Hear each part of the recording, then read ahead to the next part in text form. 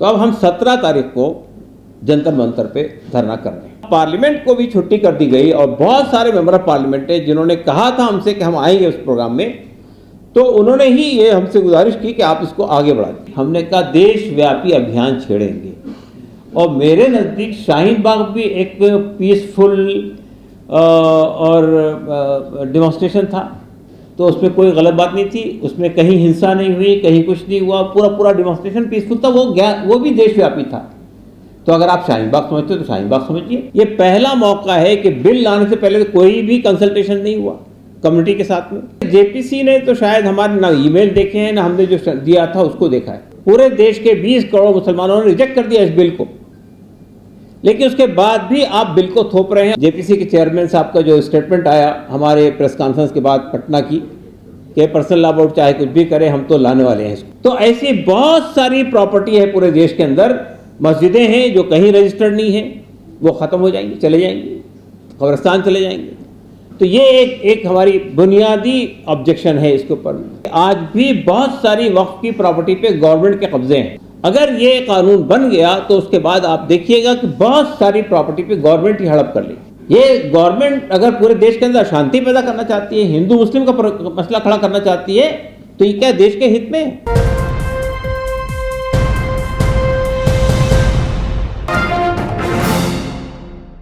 कि आप जानते हैं कि वक्फ अमेंडमेंट बिल 2024 अब वो पूरे प्रोसेस से गुजर कर पार्लियामेंट में पेश होने वाला है। हमें जो तवक्को थी, हम जो एक्सपेक्ट कर रहे थे कि हमने इतने बड़ी तादाद में ईमेल भेजे हैं, करोड़ों की तादाद में। हमने जेपीसी से कई लोगों ने मुलाकातें की हैं, पर्सनल लॉ बोर्ड ने भी, और जितनी मुसलमानों की संस्थाएं हैं उन्होंने दिल्ली में भी और दिल्ली के बाहर जहाँ जहाँ भी जेपीसी गई वहाँ लोगों से मुलाकात करके उनसे ये बात कही कि ये जो वक्फ अमेंडमेंट बिल है, ये हमारे नज़दीक हमने जो उसका विश्लेषण किया है उससे हम इस नतीजे पहुँचे कि ये वक्फ की प्रॉपर्टीज़ को पूरी तरह से ख़राब करता है, उसको तबाह करता है, उसको हड़प करने का ये रास्ता खोलता है। हमने एक एक संशोधन के ऊपर में जितनी तरमीमात आई थी, एक एक संशोधन का विश्लेषण किया और एक बहुत ही कंप्रहेंसिव किस्म का डॉक्यूमेंट 211 पेज का उनको सबमिट किया था जेपीसी। हम ये एक्सपेक्ट कर रहे थे कि चूँकि जेपीसी बनाई इसलिए गई थी कि जो आशंकाएं हैं, जो प्रॉब्लम्स हैं, जो असहमति है वो उनके सामने आए और फिर उसके बाद उसको सम्मान करते हुए उसमें वो संशोधन करें, तरमीमी बिल के अंदर यानी अमेंडमेंट बिल में भी मज़ीद संशोधन करें। हमने मेंबर ऑफ पार्लियामेंट से मुलाकातें की, हमने जितने भी पार्टीज़ हैं उनके ज़िम्मेदारों से मुलाकात की, हमने बीजेपी की जो अलाइज पार्टी है उनसे मुलाकात की, चंद्रबाबू नायडू जी से मुलाकात की, नीतीश कुमार जी से मुलाकातें हुई। इसके अलावा जेपीसी के अंदर जो अपोजिशन के मेंबर्स थे उनसे भी अलग अलग मुलाकातें की गई और हमने अपना पूरा पक्ष उनके सामने रखा। और हमारे सामने भी यानी जेपीसी के जो मेंबर है उन्होंने हमारी बातों से सहमति जताई थी। इवन जब हमने पेश हुए थे जेपीसी के सामने मुस्लिम पर्सनल लॉ बोर्ड, उस वक्त उसी मीटिंग में लोगों ने ये कहा था कि आपने जो डॉक्यूमेंट सबमिट किया है इसने एक पूरी तस्वीर हमारे सामने रखती है कि आपका क्या ख्याल है कि इस तरमीम बिल से क्या नुकसान होने वाला है। हमें ये तवक्को थी, हम ये एक्सपेक्ट कर रहे थे कि इतना कुछ एक्सरसाइज करने के बाद शायद जेपीसी की जो रिपोर्ट सबमिट होगी उसमें हमारी बातों का लिहाज रखा जाएगा। हमारी बातों का तो लिहाज नहीं रखा गया, बल्कि जो अपोजिशन के मेंबरान थे उन्होंने भी 44 अमेंडमेंट में 44 अमेंडमेंट मूव किए थे, लेकिन वो तमाम रिजेक्ट कर दिए गए। देखिए, किसी भी डेमोक्रेटिक कंट्री में जब भी कोई बिल आता है पार्लियामेंट के अंदर या कोई पॉलिसी बनाई जाती है तो जो उसके स्टेक होल्डर्स हैं उनसे कंसल्ट किया जाता है। इससे पहले तक यही होता रहा, 2013 तक जब भी वक्त तरमीमी बिल के अंदर कोई अमेंडमेंट तजवीज़ किया गया तो उस मौके पर मुसलमानों से ख़ास तौर से बात की गई। 2013 में जब यहाँ पे यूपीए की सरकार थी उस मौके पर तो काफ़ी सेशंस हुए थे, सचर कमेटी की रिपोर्ट के रिकमेंडेशन भी सामने रखे गए थे और उसके बाद वो अमेंडमेंट मंजूर किए गए थे। ये पहला मौका है कि बिल लाने से पहले तो कोई भी कंसल्टेशन नहीं हुआ कम्युनिटी के साथ में, और जब बिल पेश हो गया पार्लियामेंट में और जब अपोजिशन ने उस पर हंगामा किया और जेपीसी बनाई गई, तो जेपीसी ने लोगों से कहा कि भाई आप ईमेल के जरिए अपनी बात रखिए। तो हमने लोगों को मूव किया पूरे मुल्क में कि भाई हमको अपना पक्ष रखना चाहिए जेपी के सामने। जब ये ओपन किया गया, खुला गया है, तो हमें रखना चाहिए। आपको ये सुनकर ताज्जुब होगा कि सिर्फ पर्सनल लॉ बोर्ड की कोशिशों से 3.66 करोड़ लोगों ने अपने ईमेल भेजे और दूसरी संस्थाओं की कोशिशों से तकरीबन 5 करोड़ ईमेल जेपीसी के पास में गए। इसके बाद हम लोगों ने मुलाकातें की, तो जाहिर है कि जेपीसी ने तो शायद हमारे ना ईमेल देखे हैं ना हमने जो दिया था उसको देखा है। लेकिन जब जेपीसी के अंदर जो अपोजिशन के मेंबर्स थे उन्होंने भी जो अमेंडमेंट सजेस्ट किए थे उन सबको रिजेक्ट कर दिया। कहीं डेमोक्रेसी में ऐसा होता है क्या? जो स्टेक होल्डर है, जो असल पार्टी है जिसको ये हिट करने जा रहा है, वो पार्टी रिजेक्ट कर रही है। पूरे देश के 20 करोड़ मुसलमानों ने रिजेक्ट कर दिया इस बिल को, लेकिन उसके बाद भी आप बिल को थोप रहे हैं और ये बात कह रहे हैं। कल भी मुझे अफसोस हुआ जेपीसी के चेयरमैन साहब का जो स्टेटमेंट आया हमारे प्रेस कॉन्फ्रेंस के बाद पटना की, कि पर्सनल लॉ बोर्ड चाहे कुछ भी करे हम तो लाने वाले हैं इसको। और ये बात कि ये इससे ये भी देखिए अजीब व गरीब उनकी गुमराही फैलाई जा रही है। ये कहा गया कि ये जो बिल में संशोधन किए गए हैं, ये जो अमेंडमेंट लाए जा रहे हैं, इससे गरीबों का फ़ायदा होने वाला है। हमें तो कोई चीज़ ऐसी नहीं नज़र आई उसके अंदर जिससे गरीबों का फ़ायदा होता हो। उसमें यह कहा गया कि ये इसके अंदर ट्रांसपेरेंसी लाई जा रही है। ट्रांसपेरेंसी कोई बात नहीं है। देखिए ये जो बिल है, जो हमारी आपत्ति है, हमारी जो बेसिक हमारा जो इश्यूज़ हैं, हमारी जो बेसिक शिकायत है वो ये है कि इसमें एक बात हम ये कहना चाहते हैं कि वक्फ अमेंडमेंट यानी वक्फ जो एक्ट है, ये सिर्फ मुसलमानों के पास नहीं है। जितने इंडाउमेंट्स हैं इस मुल्क में, चाहे हिंदुओं के इंडाउमेंट्स हों, चाहे सिखों के इंडाउमेंट्स हों, चाहे ईसाइयों के इंडाउमेंट हो, हर इंडाउमेंट को ये प्रोटेक्शन हासिल है जो प्रोटेक्शन वक्फ को हासिल है। तो ये कहा जा रहा है कि वक्फ को कुछ स्पेशल पावर दे दिए गए, ऐसा बिल्कुल नहीं है। आप टेंपल के सिलसिले में, मठों के सिलसिले में जितने इस तरह के कानून बने हुए हैं, चाहे स्टेट लेवल बने हो या सेंट्रल लेवल बने हैं, सबको इसी तरह का प्रोटेक्शन मिला हुआ है। गुरुद्वारा प्रबंधक कमेटी को भी इसी तरह का प्रोटेक्शन मिला हुआ है। तो ये जो अमेंडमेंट लाए गए हैं उनमें से बेसिक 3-4 अमेंडमेंट के बारे में बताना चाहता हूं मैं आपको, हमारी आपत्ति क्या है। पहली बात तो ये कहना चाहता हूं कि इसके अंदर एक क्लॉ है वक्फ बाय यूजर, यानी जो प्रॉपर्टी कहीं रजिस्टर्ड नहीं है वक्फ की हैसियत से, लैंड रिकॉर्ड में, रेवेन्यू रिकॉर्ड में और आपके वक्फ बोर्ड के पास में, लेकिन वो वक्फ के तौर पे इस्तेमाल हो रही है। मस्जिद है, नमाज हो रही है, सैकड़ों साल से नमाज हो रही है। कब्रिस्तान है, वहाँ दफन किए जा रहे हैं मुर्दे। दरगाह है, वहाँ पे लंबे अरसे से है। तो जाहिर है कि पिछले सदियों में रजिस्ट्रेशन का कोई कंसेप्ट नहीं था, लेकिन वो चूंकि वक्फ के तौर पे इस्तेमाल हो रही है इसलिए वो वक्फ है। ये एक बड़ा इम्पॉर्टेंट सेक्शन है, ये शिक है मौजूदा वक्फ एक्ट के अंदर। अभी गवर्नमेंट ने उसको निकाल दिया। तो ऐसी बहुत सारी प्रॉपर्टी है पूरे देश के अंदर, मस्जिदें हैं जो कहीं रजिस्टर्ड नहीं है, वो ख़त्म हो जाएंगी, चले जाएंगी, कब्रिस्तान चले जाएंगे। तो ये एक हमारी बुनियादी ऑब्जेक्शन है इसके ऊपर। दूसरा ऑब्जेक्शन हमारा ये है कि हमारे देश के अंदर लॉ ऑफ लिमिटेशन है, लॉ ऑफ एडवर्स पोजीशन, कि कोई भी प्रॉपर्टी अगर किसी की प्रॉपर्टी पे किसी और आदमी ने कब्जा कर रखा है और 12 साल तक कब्जा है और उसने जिसकी प्रॉपर्टी उसने उसको चैलेंज नहीं किया है, तो 12 साल के बाद वो प्रॉपर्टी जिसने कब्जा किया उसकी हो जाती है। लेकिन वक्फ को, मुसलमानों के वक्फ को, हिंदुओं के वक्फ को, सिखों के वक्फ को ये एग्जम्पशन हासिल है कि लॉ ऑफ लिमिटेशन उन पे अप्लाई नहीं होगा। मौजूदा बिल के अंदर से लॉ ऑफ लिमिटेशन के एक्सेप्शन को ख़त्म कर दिया गया।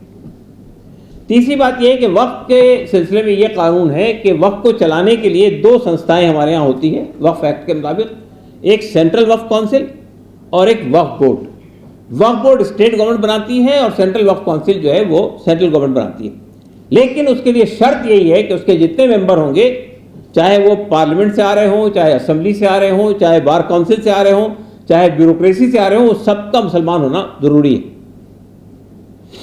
अब ये चीज़ हटा दी गई और उसमें पहले लोग इलेक्ट होके आते थे, बार काउंसिल से इलेक्ट होके आते थे, मेंबर ऑफ पार्लियामेंट इलेक्ट करके भेजते थे। अब वो इलेक्शन का भी मामला ख़त्म कर दिया, अब नॉमिनेटेड मेंबर होंगे और उसमें 2 गैर मुस्लिम नॉन मुस्लिम कंपल्सरी उसके मेंबर होंगे, सेंट्रल वक्फ काउंसिल के भी और ट्रस्ट आपके वक्फ बोर्ड के भी, और बाकी लोग भी हो सकते हैं, इसलिए कि वो शर्त ही ख़त्म होगी कि अब वो मुसलमान होना है।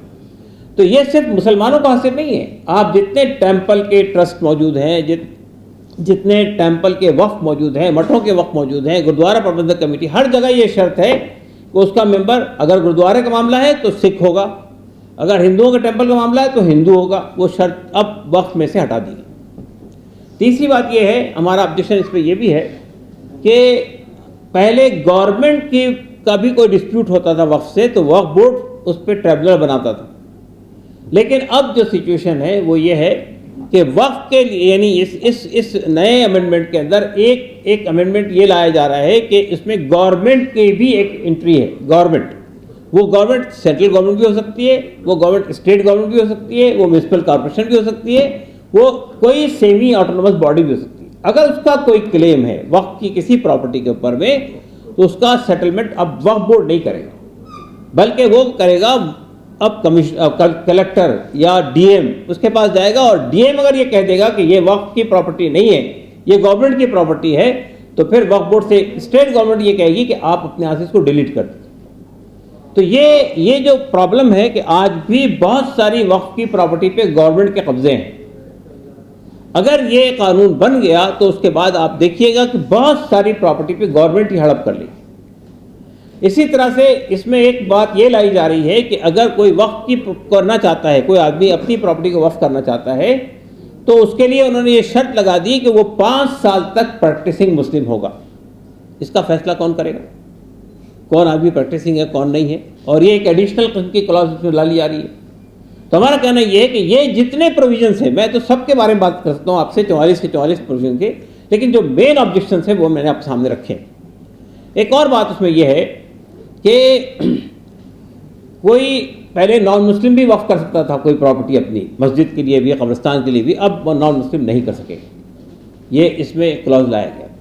फिर एक बात ये भी है कि पहले वक्फ की प्रॉपर्टी में हर 10 साल के बाद वक्फ बोर्ड जो है वो सर्वे करवाता था। अब सर्वे कमिश्नर अपॉइंटमेंट का इख्तियार वक्फ बोर्ड से लेकर अब जो है वो कलेक्टर के हाथ में दिया जा रहा है, डीएम के हाथ में दिया जा रहा है। फिर एक और बात यह है कि वक्फ की प्रॉपर्टी के सिलसिले में ये जो सीईओ होता है, चाहे वो वक्फ बोर्ड में हो चाहे वो आपके सेंट्रल वक्फ काउंसिल में है, सीईओ भी कभी मुसलमान होना शर्त थी, अब वो मुसलमान होने की शर्त भी हटा दी गई। तो आप अंदाज़ा लगाइए कि ये जो वक्फ के सिलसिले में डिस्क्रिमिनेशन किया जा रहा है, हम इसलिए डिस्क्रिमिनेशन कर रहे हैं कि आपने हिंदू हम नहीं कह रहे कि आप हटाइए, इसलिए कि हम समझते हैं कि उनको भी हासिल होना चाहिए, लेकिन जो प्रोटेक्शन हिंदू इंडोमेंट को हासिल है, जो प्रोटेक्शन सिख इंडोमेंट को हासिल है, आप मुस्लिम इंडोमेंट से वो चीज़ें छीन रहे हैं। तो ये डिस्क्रिमिनेशन है, सीधा सीधा डिस्क्रिमिनेशन है। अब ये मुझे बताइए आप कि इसमें कहाँ से ये बात आती है कि हम वक्फ की प्रॉपर्टी जायदादों से जो है गरीबों का फ़ायदा पहुंचाना चाहते हैं। हालांकि पिछली गवर्नमेंट ने यूपीए की मनमोहन सरकार ने एक और प्रोविज़न पैदा किया था, वो वक्फ डेवलपमेंट कॉरपोरेशन का, कि ऐसी बहुत सारी वक्फ प्रॉपर्टी जो ऐसी पड़ी हुई है, बंजर है, कोई इस्तेमाल में नहीं आ रही है, उनको डेवलप करके उनके को उससे अच्छा किराया वसूल करके वक्फ बोर्ड की आमदनी बढ़ाई जाए। वक्फ डेवलपमेंट काउंसिल पे इस गवर्नमेंट ने कोई काम नहीं किया, और जितने अमेंडमेंट किए गए थे 2013 में उसको इम्प्लीमेंट भी नहीं किया। तो हमारा कहना सिर्फ ये है कि वक्फ के बारे में हम लोग इतने हसास क्यों हैं, ये सवाल आपका पैदा हो सकता है कि भाई आप इतनी आपत्ति क्यों है, आपको इतने बेचैन क्यों है, आप इतना इस्तराब की इसलिए आपको। देखिए मसला सिर्फ ये नहीं है कि कोई प्रॉपर्टी जा रही है, मस्जिदें जा रही हैं, ईदगाहें जा रही हैं, कब्रिस्तान जा रहे हैं, खानखाएँ जा रही है, मदरसे जा रहे हैं। आज जबकि वर्शिप प्लेसेस एक्ट मौजूद होने के बावजूद कितनी मस्जिदों पे क्लेम किया जा रहा है आप जानते हैं। अभी ज्ञान वापी का मसला चल रहा था, उसके बाद मथुरा का मसला शुरू हुआ, अभी संभल का मसला शुरू हो गया। और ऐसी कई जगह हो रही है। तो जब आप वक्फ एक्ट में इतनी ड्रास्टिक तब्दीली कर देंगे तो उसके बाद क्या होगा, ये बात अच्छी तरह आप जानते हैं। हमारा मानना यह है कि ये सिर्फ ये नहीं होगा कि मस्जिद छीनी जाएगी, आप पूरे देश के अंदर अशांति पैदा कर देंगे, जगह जगह झगड़े होंगे, हर गली में, हर कूचे में, हर मोहल्ले में, हर शहर में ये माहौल पैदा कर देंगे। तो आप देश को किस किस किस रुख पर ले जाना चाहते हैं? ये गवर्नमेंट अगर पूरे देश के अंदर अशांति पैदा करना चाहती है, हिंदू मुस्लिम का मसला खड़ा करना चाहती है, तो ये क्या देश के हित में है? तो हमने ये अपनी बात को कम्युनिकेट करने के लिए, हुकूमत तक अपनी बात पहुंचाने के लिए जितने रास्ते अवेलेबल थे सबका इस्तेमाल किया। अब आखिरी चाराए कार के तौर पर हमने ये फैसला किया कि हमने अभी 8 तारीख को एक बड़ा धरना दिया है विजयवाड़ा में। कल हमारी एक बड़ी प्रेस कॉन्फ्रेंस थी पटना के अंदर, और हमने अभी अनाउंस कर दिया था कि हम 13 तारीख को जंतर मंतर पे भी धरना कर रहे हैं। जंतर मंतर पे धरना करने के में हमारी कोशिश ये थी कि उसमें सिविल सोसाइटी के लोग भी आएँ, दूसरे धर्मों के लोग भी आएँ, और साथ साथ मेंबर ऑफ पार्लियामेंट भी आए। बहुत सारे मेंबर ऑफ पार्लियामेंट ने वादा कर लिया था उसमें आने का, लेकिन कल ही इत्तला मिली कि 13 तारीख को होली की वजह से हॉलीडे डिक्लेयर हो रही है पार्लियामेंट की। चूँकि होली रात में 13 तारीख की रात में जलाई जाती है, तो हमने जब 10 तारीख के लिए मांगा था जगह, तो पुलिस कमिश्नर के यहाँ से ये कहा गया था डिप्टी डीसीपी पार्लियामेंट स्ट्रीट से कि आप 10 को नहीं कर सकते हैं, इसलिए कि आपको 10 दिन पहले एप्लीकेशन करनी चाहिए थी। तो होते होते वो 13 तारीख अनाउंस दी गई थी। तो 13 तारीख की दी गई थी। उस वक्त भी हमारे जहन में नहीं आया था कि उस दिन होली का त्यौहार है या होली का दहन होने वाला है। तो फिर भी हमने ये कहा था कि हम 1 बजे तक वो सब मामला ख़त्म कर देंगे और हम 1 बजे लोगों को लौटा देंगे। लेकिन जब अब पार्लियामेंट को भी छुट्टी कर दी गई और बहुत सारे मेंबर ऑफ पार्लियामेंट है जिन्होंने कहा था हमसे कि हम आएंगे उस प्रोग्राम में, तो उन्होंने ही ये हमसे गुजारिश की कि आप इसको आगे बढ़ा दें। तो अब हम 17 तारीख को जंतर मंतर पे धरना कर रहे हैं, और उसमें जैसा कि आप जानते हैं कि जितनी भी हमारी पर्सनल लॉ बोर्ड है, जमात इस्लामी है, जमतुलमा है, जमीयत अहले हदीस है, मिली काउंसिल है, मुशावरत है, इनकी जो सेंट्रल लीडरशिप है उसको हमने बुलाया है, और सिविल सोसाइटी के लोगों को बुलाया है, मेंबर ऑफ पार्लियामेंट को बुलाया है। तो हम एक चाहते ये कि इस देश का जो बुद्धिजीवी वर्ग है वो अपनी बात रखे विस्तार के साथ में हुकूमत सामने। हो सकता है कि शायद बर्फ़ पिघले और हुकूमत को समझ में आ जाए कि ये एक बहुत ही ख़तरनाक खेल वो खेलने जा रही है। हम समझते हैं कि ये एक पूरी कम्युनिटी पे अटैक है। बीजेपी का तो जो तरीक़ा है वो आप जानते हैं कि किस तरह से समाज को बांट कर वोट हासिल करने की कोशिश की जाती है। वह घृणा पैदा की जाती है, नफ़रत पैदा की जाती है, कम्युनल टेंशन्स पैदा किए जाते हैं। लेकिन कम से कम हम ये महसूस करते हैं कि जो अलाइज पार्टीज़ हैं बीजेपी की, जनता दल यू है, और चंद्रबाबू नायडू की पार्टी है, रामविलास पासवान की पार्टी है, RLD है, कम से कम ये पार्टियां जो अपने आप को सेकुलर पार्टियां कहती हैं, ये पार्टियां कम से कम इस डिविजिव एजेंडे को सपोर्ट नहीं करेंगी।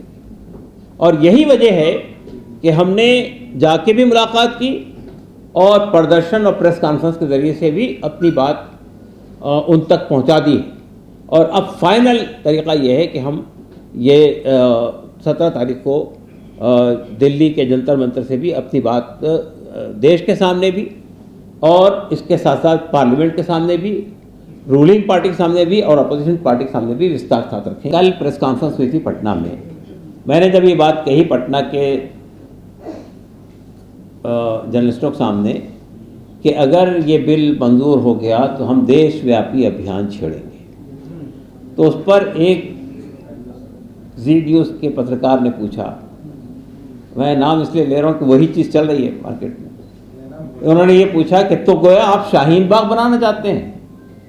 तो मैंने उनसे कहा, देखिए शाहीन बाग बनाने की बात तो मैंने नहीं कही, हमने कहा देशव्यापी अभियान छेड़ेंगे। और मेरे नज़दीक शाहीन बाग भी एक पीसफुल और डेमोन्स्ट्रेशन था, तो उसमें कोई गलत बात नहीं थी, उसमें कहीं हिंसा नहीं हुई, कहीं कुछ नहीं हुआ, पूरा डेमोन्स्ट्रेशन पीसफुल था, वो भी देशव्यापी था। तो अगर आप शाहीन बाग समझते हो तो शाहीन बाग समझिए, लेकिन हम तो देशव्यापी अभियान छेड़ने की बात कर रहे हैं।